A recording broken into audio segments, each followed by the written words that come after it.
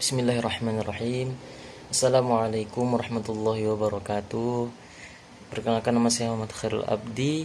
Saya akan menjelaskan tentang metode intervensi individu dan keluarga dalam praktik pekerjaan sosial. Materi ini penting karena berkaitan langsung dengan bagaimana seorang pekerja sosial membantu klien secara efektif, baik secara personal maupun dalam konteks keluarga. Yang pertama, kita masuk pengertian metode intervensi individu dan keluarga. Metode intervensi individu adalah pendekatan bantuan yang diberikan kepada seseorang secara personal untuk mengatasi masalah yang dialaminya, baik itu masalah psikologis, sosial, maupun perilaku. Fokusnya ada pada perubahan individu itu sendiri. Sedangkan intervensi keluarga adalah proses bantuan yang melibatkan anggota keluarga sebagai satu sistem. Jadi yang dilihat bukan cuma individu, tapi juga hubungan antar anggota keluarga, pola komunikasi, dan dinamika di dalamnya. Pada intinya, intervensi individu ini fokus kepada orangnya atau klien, sedangkan keluarga fokus ke relasi dalam keluarganya.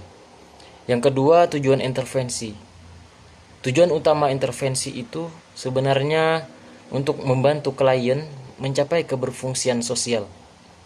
Secara lebih spesifiknya, membantu individu memahami masalahnya, mengembangkan kemampuan coping atau cara menghadapi masalah, terus memperbaiki hubungan sosial, terutama dalam keluarga, dan juga meningkatkan kesejahteraan psikologis dan sosial.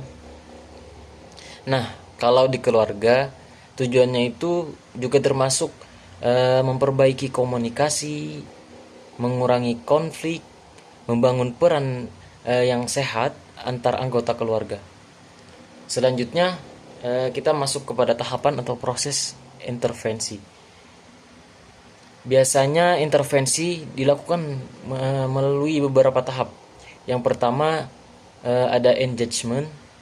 Pada tahap ini, pekerja sosial membangun hubungan dengan klien. Tujuannya biar ada rasa percaya. Kalau klien belum trust, proses selanjutnya bakal susah. Terus yang kedua, assessment. Nah, di sini kita menggali masalah klien secara lebih dalam. Apa masalahnya, penyebabnya, siapa saja yang terlibat, serta kondisi lingkungan klien bagaimana. Terus yang ketiga, ada planning atau perencanaan. Setelah melalui dua tahap tersebut yang tadi, dibuatlah rencana intervensi.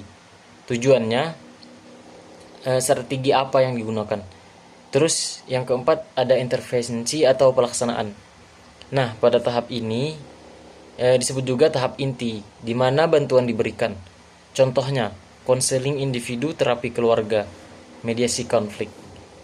Terus yang kelima, ada evaluasi dan termination. Evaluasi ini kita melihat apakah intervensi kita ini tadi berhasil. Sedangkan terminasi, bagaimana cara kita mengakhiri proses secara profesional.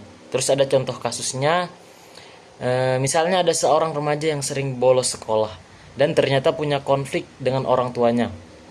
Penanganannya, kita menggunakan intervensi individu dulu, yang mana konseling untuk memahami perasaan remaja tersebut, membantu dia mengelola emosi dan mencari solusi apa masalahnya, dari akar masalahnya. Terus kita melakukan intervensi keluarga, mengajak orang tua ikut sesi, juga membantu memperbaiki komunikasi antara anak dan orang tua, serta memberikan pemahaman kepada orang tua tentang kondisi anak.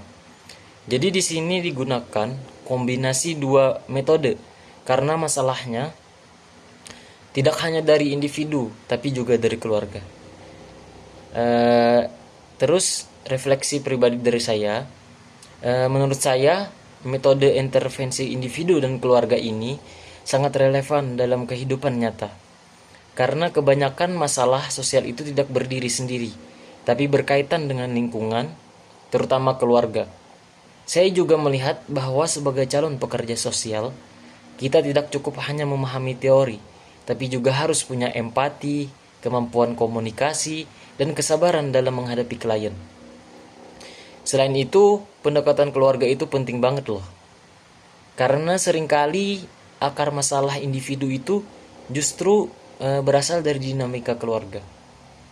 Yang terakhir, sebagai penutup, di sini saya simpulkan bahwa intervensi individu dan keluarga ini merupakan metode penting dalam membantu klien mencapai keberfungsian sosial. Dengan melalui tahapan yang sistematis, diharapkan masalah klien dapat ditangani secara efektif. Mungkin ini saja yang dapat saya jelaskan. Salah khilaf mohon maaf. Wassalamualaikum warahmatullahi wabarakatuh.